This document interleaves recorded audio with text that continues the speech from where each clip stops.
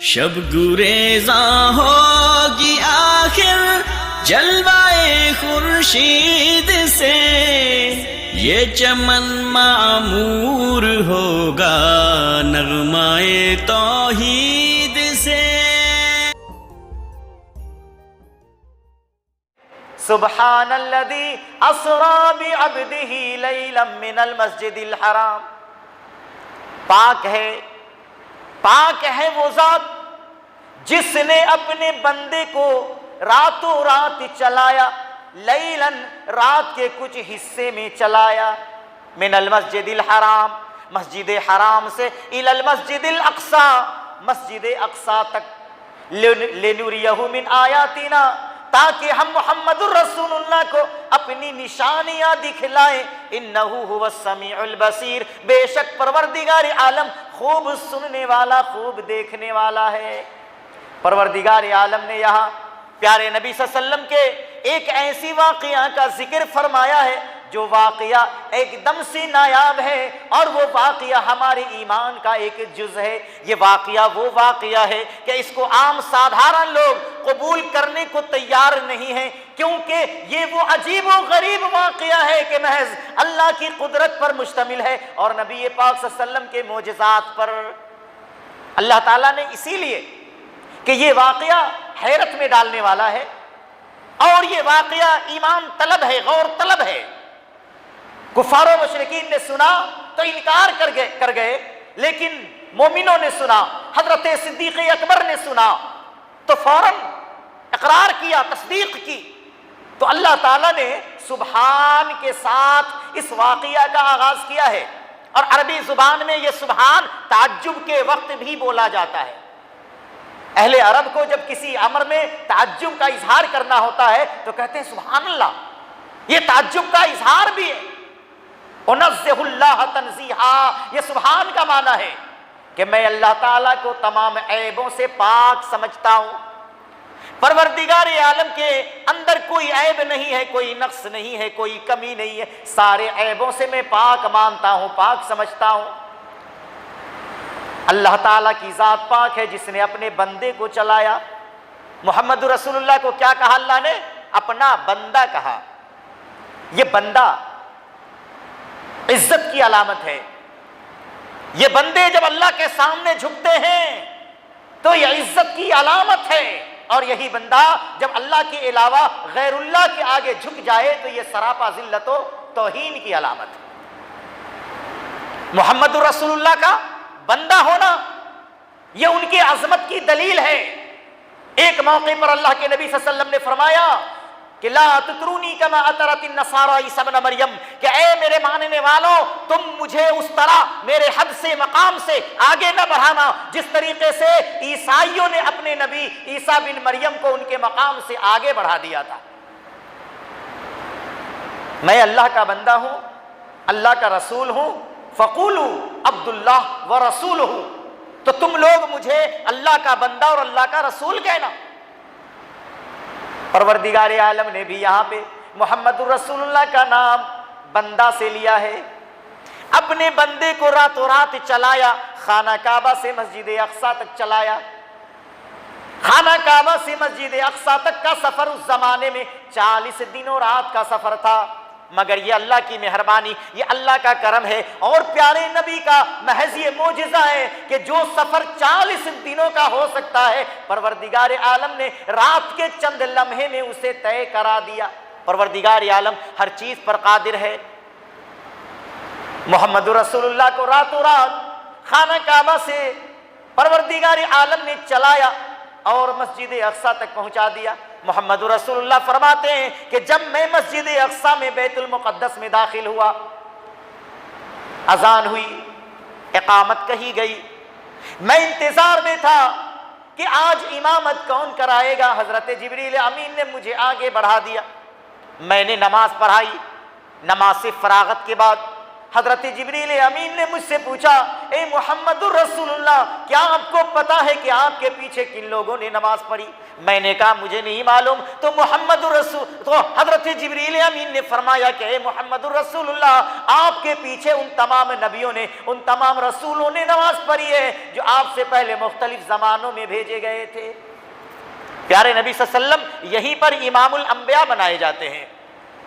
اور پھر اللہ تعالیٰ نے یہ مقصد بیان کر دیا کہ ہم نے یہ سیر کیوں کرایا، زمین پر خانہ کعبہ سے مسجد اقصی تک کیوں چلایا، لِنُرِيَهُ مِنْ آیاتنا، تاکہ ہم قدرت کی نشانیاں ان کو دکھلائیں۔ وہ جو بیت المقدس کا علاقہ ہے، قدس کا علاقہ، وہ قدرتی نہروں اور پھلوں کی کثرت اور نبیوں کے مسکن اور مدفن کی وجہ سے دوسرے علاقوں سے بہت زیادہ ممتاز علاقہ تھا۔ پروردگار عالم نے سیر کرا کر اپنی قدرت کی نشانیاں محمد رسول اللہ کو دکھلائی، اور پھر مسجد اقصی سے ایک دوسرا سفر شروع ہوا جس کو معراج کہتے ہیں۔ یہ جو سفر تھا اسرا تھا، اور وہاں سے جو سفر شروع ہوا وہ معراج کا سفر ہوا۔ معراج کا تذکرہ بہت اختصار سے اللہ تعالیٰ نے قرآن میں بیان کیا ہے، جبکہ اس کی لمبی چوڑی تفسیر اور تفصیل اللہ کے نبی صلی اللہ علیہ وسلم کی حدیث میں موجود ہے، میں اس طرف جانا نہیں چاہتا۔ بہرحال اللہ تعالیٰ نے اس سورہ کے اندر اور بھی بہت سارے احکامات اور پیغامات بیان فرمائے۔ یہ قرآن مقدس جسے اللہ تعالیٰ نے رمضان کے مہینے میں نازل کیا، جس میں آج بہت سارے لوگوں کو شک بھی ہے، کچھ لوگ اسے 15 شعبان میں اتروا رہے ہیں، کہتے ہیں کہ 15 شعبان میں قرآن نازل ہوا ہے، جس کی کوئی سند کوئی دلیل نہیں، بے تکی باتیں، عبث کی باتیں، بیکار کی باتیں ہیں، لایانی باتیں۔ ارے کوئی آج کل قرآن مقدس سے کیوں نہیں پوچھ لیتا؟ اے قرآن تو جواب دے دے ہمارے سوال کا کہ تجھے پروردگار عالم نے کس مہینے میں نازل کیا ہے، تو قرآن مقدس خود ہی زبان کھولے گا، قرآن مقدس خود ہی بتلائے گا۔ شہر رمضان الذی انزل فیہ القرآن، رمضان ہی کے مہینے میں قرآن نازل ہوا، رمضان کے مبارک مہینے میں قرآن نازل ہوا۔ تو یہ جو قرآن ہے، قرآن کیا ہے؟ اللہ تعالیٰ نے ارشاد فرمایا ان ھذا القرآن یہدی للتی ہی اقوم، یہ قرآن ایسے راستے کی رہنمائی کرتا ہے جو راستہ سب سے سیدھا راستہ ہے۔ وہ راستہ جنت میں لے جانے والا راستہ ہے، وہ راستہ اللہ کا چنا ہوا راستہ ہے، وہ راستہ رسول اللہ کا پسند کیا ہوا راستہ ہے، وہی ایک راستہ ہے جس کے علاوہ کوئی دوسرا راستہ سیدھا نہیں ہو سکتا۔ محمد رسول اللہ صلی اللہ علیہ وسلم نے ایک مرتبہ زمین پر بیٹھ کر بالوں کے اوپر سیدھی لکیر کھینچی اور فرمایا یہی اللہ کا سیدھا راستہ ہے، اور اس کے دائیں بائیں مختلف نشانات اور لکیریں کھینچی اور فرمایا کہ یہ جو مختلف راستے ہیں، ان تمام راستوں پر شیطان بیٹھے ہیں جو صراط مستقیم پر چلنے والوں کو اپنی طرف بلاتے ہیں، اس پارٹی میں آ جاؤ، اس پارٹی میں آ جاؤ، اس مسلک میں آ جاؤ، اس تنظیم میں آ جاؤ، اس جماعت سے وابستہ ہو جاؤ۔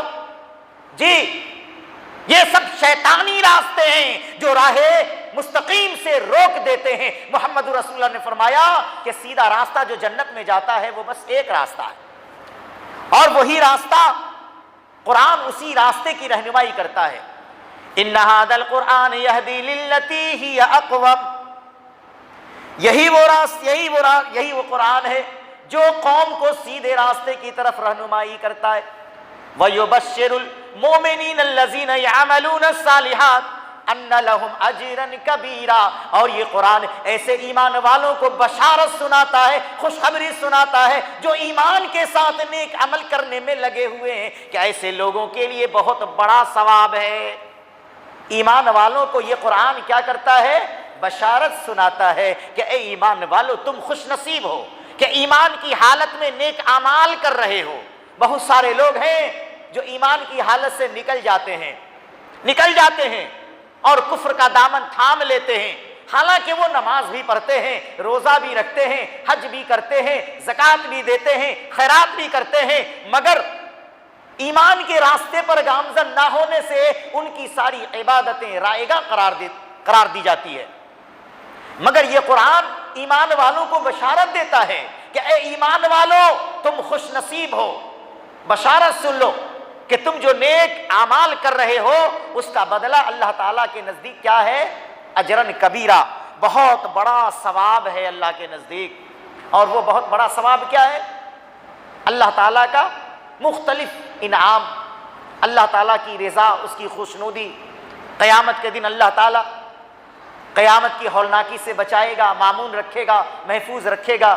پروردگار عالم آسان حساب لے گا یا حساب نہیں بھی لے گا، رب العالمین جنت میں ڈال دے گا جس میں مختلف طرح کے انعامات ہیں۔ یہ قرآن ان تمام باتوں کی ایمان والوں کو، نیک عمل کرنے والوں کو بشارت دیتا ہے، اور ساتھ ہی وہ لوگ وَأَنَّ الَّذِينَ لَا يُؤْمِنُونَ بِالْآخِرَةِ أَعْتَدْنَا لَهُمْ، اللہ تعالیٰ نے فرمایا اعتدنا لہم عذابا علیما، اور جو لوگ آخرت کے دن پر ایمان نہیں رکھتے، شک میں پڑے ہیں، تذبذب میں پڑے ہیں، ہوگا کہ نہیں ہوگا، ارے مرنے کے بعد کیسے زندہ ہو جائیں گے، کیسے سوال و جواب ہوگا، پتہ نہیں، تذبذب کے شکار ہیں۔ بہت سارے مسلمان کہلاتے ہیں مگر آخرت کے بارے میں پختہ یقین نہیں ہے۔ آخرت وہ عقیدہ ہے کہ اس میں ذرا سا شک آ جائے تو ایمان کے دائرے سے وہ خارج ہو جاتا ہے۔ پکا یقین رکھنا ہوگا، کامل یقین رکھنا ہوگا۔ یہ اللہ کی قدرتوں میں سے ایک بڑی قدرت ہے کہ انسان کو موت دینے کے بعد، اس کے جسم کو مٹی میں ملا دینے کے بعد پروردگار عالم اس کو زندہ کرنے پر قادر ہے۔ محاسبہ ہوگا قیامت کے دن، کھڑا کیا جائے گا۔ تو ان الذین لا یؤمنون بالآخرہ، اور وہ لوگ جو آخرت کے دن پر ایمان نہیں رکھتے ہیں، اعتدنا لہم عذابا علیما، اللہ فرماتا ہے، قرآن کہتا ہے ایسے لوگوں کے لیے اللہ تعالیٰ نے کیا کیا ہے؟ دردناک عذاب تیار کیا ہے، دردناک عذاب تیار کیا ہے۔ اسی طرح آگے اللہ تعالیٰ نے ارشاد فرمایا کل انسان الزمناہ طائرہ فی عنقہ، ہر ایک انسان، ہندو ہو، مسلمان ہو، سکھ ہو، عیسائی ہو، کہ اللہ پر ایمان لانے والے یہ مسلمان ہو، ہر آدمی کی بات اللہ تعالیٰ بیان کرتا ہے، ہر فرد کی بات کرتا ہے، ہر ایک انسان کے اچھے اور برے عمل کو ہم نے اس کے گلے میں لٹکا دیا ہے، ڈال دیا ہے اس کے گلے میں۔ نخرج لہ یوم القیامۃ کتابا یلقاہ منشورا، قیامت کے دن پروردگار عالم فرماتا ہے ہم قیامت کے دن اس کی اچھے برے اعمال سے لکھی ہوئی کتاب کو نکال کر لے آئیں گے، اس طرح کہ وہ کتاب قیامت کے دن لوگوں کے سامنے کھلی ہوئی ہوگی، کھلی ہوئی کتاب ہوگی۔ اقرا کتابک، اعلان کیا جائے گا، پروردگار عالم کی جانب سے صدا آئے گی، اقرا کتابک کفی بنفسک اليوم علیک حسیبا، اے لوگو آج اپنے نامہ اعمال کو خود پڑھ لو اور سمجھ لو کہ تمہارا ٹھکانہ کہاں ہونے والا ہے۔ آج تمہارے لیے اپنا ہی محاسبہ کافی ہوگا، اپنا ہی محاسبہ تمہارے لیے کافی ہوگا۔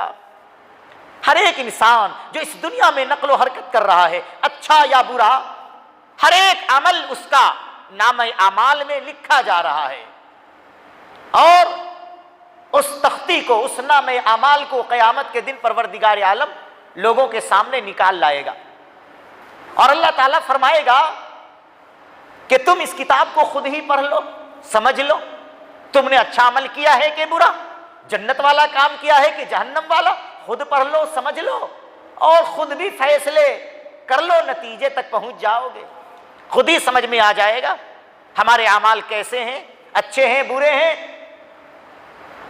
تو یہ کتاب تیار ہو رہی ہے، ہم اس سے غافل ہیں۔ دائیں بائیں یہ جو دو موڈے ہیں، دونوں پر فرشتے کرامن کاتبین موجود ہیں، ہر انسان کی عملیات لکھی جا رہی ہے، عبادات لکھے جا رہے ہیں، ہر انسان کے نقل و حرکت کو قلم زد کیا جا رہا ہے، ہر ایک قول و قرار، وعدہ و وعید، ساری چیزوں کو ایک ایک کر کے اس کتاب کے اندر نوٹ کیا جا رہا ہے، اور وہی کتاب قیامت کے دن نکالی جائے گی، وہی کتاب قیامت کے دن نکالی جائے گی۔ اللہ تعالیٰ نے بہت ساری جگہوں پہ قرآن مقدس میں یہ اعلان فرمایا ہے کہ جس کو یہ کتاب نامہ اعمال داہنے ہاتھ میں تھما دیا جائے گا وہ خوش نصیب ہوگا، اس کا آسان حساب لیا جائے گا، وہ کامیاب ہو جائے گا۔ اور یہی نامہ اعمال اگر کسی کو بائیں ہاتھ میں تھما دیا جائے، فسوف یدعو ثبورا، وہ موت کو پکارے گا، ہلاکت کو پکارے گا، میں مر جاؤں، برباد ہو جاؤں، مٹی میں مل جاؤں، کاش مجھے یہ کتاب نہ دی جاتی، مجھے یہ بتلایا نہ جاتا کہ میرا حساب کیا ہونے والا ہے۔ تو داہنے ہاتھ میں نامہ اعمال کی دعا کیجئے کہ پروردگار عالم ہم سارے مسلمان بھائیوں کو قیامت کے دن نامہ اعمال ہمارا داہنے ہاتھ میں دیں۔ اسی 15ویں پارے میں اللہ تعالیٰ نے ایسی دو ذات کا تذکرہ فرمایا ہے جو دو ذات ہر انسان پر سب سے زیادہ مہربان ہے اللہ کے بعد۔ دو ذاتیں ہیں دنیا میں جن کے کرم کا نتیجہ ہے کہ یہ ہمارے پاس جوانی ہے، توانائی ہے، یہ صحت ہے، یہ عقل مندی ہے، یہ دانش مندی ہے، یہ علم کا ذخیرہ ہے، ہمارے پاس ایک لائحہ عمل ہے، اصول ہے، ایک ضابطہ ہے، تہذیب ہے، ہمارے پاس اخلاق ہے، جو کچھ ہے اللہ کے بعد انہی دو ذاتوں کی کرم فرمائی ہے۔ اور وہ دو ذاتیں کون ہیں؟ ماں اور باپ۔ وہ نہ ہوتے، توجہ نہ دیتے تو پیٹ ہی میں ختم ہو جاتے، پیدا ہو بھی جاتے، پیشاب پیخانے اور غلاظت میں دم توڑ دیتے، اور اگر وہاں سے نکلتے بڑے ہو بھی جاتے تو نہ اخلاق ہمارے اندر ہوتا، نہ کردار، نہ علم کی بود و باش ہوتی ہمارے اندر۔ ان دو ذاتوں کی کرم فرمائی اتنی ہے کہ ان کے کرم کو شمار نہیں کیا جا سکتا اللہ کے بعد۔ اسی لیے پروردگار عالم نے ارشاد فرمایا، اور رب ذوالجلال نے بڑی خوبصورتی کے ساتھ ارشاد فرمایا، وَقَضَىٰ رَبُّكَ أَلَّا تَعْبُدُوا إِلَّا إِيَّاهُ وَبِالْوَالِدَيْنِ إِحْسَانًا۔ تیرے رب نے یہ فیصلہ فرما دیا ہے، تیرے رب نے یہ حکم دے دیا ہے، اللہ تعبدوا الا ایاہ، کہ اے مسلمانوں تم اس ایک اللہ کے علاوہ کسی کی پیروی نہ کرو، کسی کی بات نہ مانو، کسی کے راستے کو اختیار نہ کرو۔ وَبِالْوَالِدَيْنِ إِحْسَانًا، اور اس اللہ نے یہ بھی حکم دے دیا ہے کہ اپنے ماں باپ کے ساتھ احسان کا سلوک کرو، اچھا برتاؤ کرو۔ اما یبلغن عندک الکبر احدہما او کلاہما فلا تقل لہما اف۔ اے مسلمانوں اگر ان دونوں میں سے کوئی ایک یا دونوں کے دونوں بڑھاپے کو عمر کو پہنچ جائیں تو ان کی کسی بات سے رنجیدہ ہو کر اپنی زبان پہ حرف شکایت نہ لانا، اف تک کا اظہار نہ کرنا۔ وَاخْفِضْ لَهُمَا جَنَاحَ الذُّلِّ مِنَ الرَّحْمَةِ، اور اے مسلمانوں ان بوڑھے ماں باپ کے لیے اطاعت کے بازو زمین پر بچھا دینا۔ اے میرے اماں ابا آپ جو کہتے ہیں میں ماننے کو تیار ہوں، اطاعت کے بازو جھکا دینا، یعنی ان کی فرما برداری میں لگ جانا۔ وَقُلْ لَهُمَا قَوْلًا كَرِيمًا، اور ان دونوں سے بڑی نرمی سے گفتگو کرنا، کلام کرنا، بڑی نرمی سے کلام کرنا، پیار سے، محبت سے، جس طریقے سے وہ باہوں میں لے کر چومتے تھے، دلار سے، توتلی زبان میں ہے محبت کا اظہار کرتے تھے بچپن میں، اسی پیار سے ہم اپنے ماں باپ کو یاد کریں، ان سے باتیں کریں۔ اور اللہ تعالیٰ نے فرمایا کہ ان دونوں کے لیے دعا فرماؤ، وَقُلْ رَبِّ ارْحَمْهُمَا كَمَا رَبَّيَانِي صَغِيرًا، اور دعا اللہ تعالیٰ سے یوں کرو کہ ہمارے پروردگار ہمارے ماں باپ پر اسی طریقے سے تو رحم و کرم فرما جس طریقے سے انہوں نے بچپن میں ہمارے اوپر رحم و کرم فرمایا، جس طریقے سے ہمارے ماں باپ نے ہم پہ رحم و کرم کیا ہے۔ اے اللہ ہم تو ان کو صلہ نہیں دے سکتے مگر تو قادر ہے ہمارے ماں باپ کو زحمت میں نہ ڈالنا۔ اے اللہ کرم فرمانا، اس بڑھاپے میں آ گئے ہیں پروردگار اپنے ماں باپ کے لیے دعا فرماتے رہیے۔ اس کے بعد اللہ تعالیٰ نے قرآن مقدس میں ایک جگہ ایک آیت ارشاد فرمائی، وَآتِ ذَا الْقَرْبَى حَقَّهُ وَالْيَتَامَى وَالْمَسَاكِينَ وَلَا تُبَذِّرْ تَبْذِيرًا إِنَّ الْمُبَذِّرِينَ كَانُوا إِخْوَانَ الشَّيَاطِينِ وَكَانَ الشَّيْطَانُ لِرَبِّهِ كَفُورًا۔ بڑی خوبصورتی ہے اس حکم کے اندر، اللہ تعالیٰ نے ایک دم خرچ کرنے سے روکا نہیں، کما رہے ہو تو خرچ کرو۔ وَآتِ ذَا الْقَرْبَى حَقَّهُ، اے مسلمانوں اپنے قرابت داروں کو ان کا حق ادا کرو۔ قرابت داروں میں ماں باپ کے علاوہ بھائی بہن بھی ہیں، چچا ہیں، چچیرے بھائی ہیں، رشتے کے بہت سارے لوگ ہیں جن کے الگ الگ حقوق ہیں، ضرورت پڑنے پر ان کی مدد کرو، ان کے حقوق کو ادا کرو۔ والیتاما، اور اے مسلمانوں یتیموں کے حق کو بھی ادا کرو اور مسافروں کے حق کو بھی ادا کرو۔ لیکن سنو ولا تبذر تبذیرا، اور ایک دم سے فضول خرچی مت کرنے لگنا۔ خرچہ تو کرو نیک راستوں میں، دین کے کاموں میں، ثواب کے کاموں میں خرچ تو کرو، مگر ایک دم سے فضول خرچی میں مت اتر پڑنا۔ ان المبذرین کانوا اخوان الشیاطین، بے شک فضول خرچی کرنے والے